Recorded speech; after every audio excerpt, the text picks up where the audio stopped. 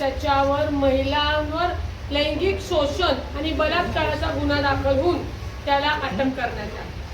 मुळामध्ये मी पहिल्यांदाच तुम्हाला सांगते, हा विषय कोणत्या पक्षाचा, कोणत्या जातीचा, कोणत्या पंथाचा नाही। हा कालचा जो विषय आहे हा महिला महाराष्ट्रातील समाजातील महिला सुरक्षतेचा सक्षमतेचा आहे।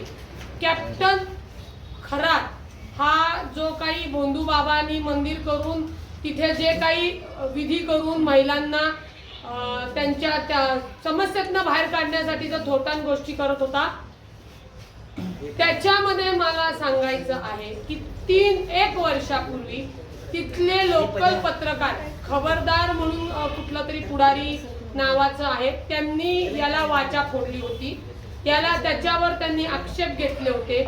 त्यावेळेला महिला आयोगाच्या अध्यक्षांनी श्रीमती चाकणकर मॅडमनी त्यांना खुलासा मागण्यात आलेला होता।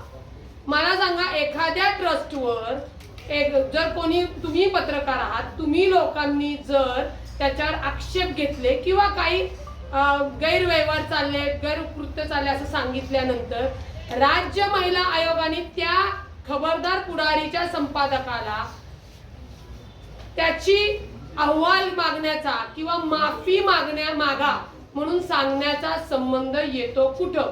उलट राज्य महिला आयोगाने ती तक्रार आल्यानंतर तातडीने त्याच संस्थेवर गुन्हा दाखल करायला पाहिजे होता, कारवाई लावायला पाहिजे होती, चौकशी लावायला पाहिजे होती, परंतु ते करण्यात आलं नाही। कारण खरातच्या ट्रस्टवर खरातसह स्वतः राज्य महिला आयोगाच्या अध्यक्षा श्रीमती रुपाली निलेश चाकणकर आहेत।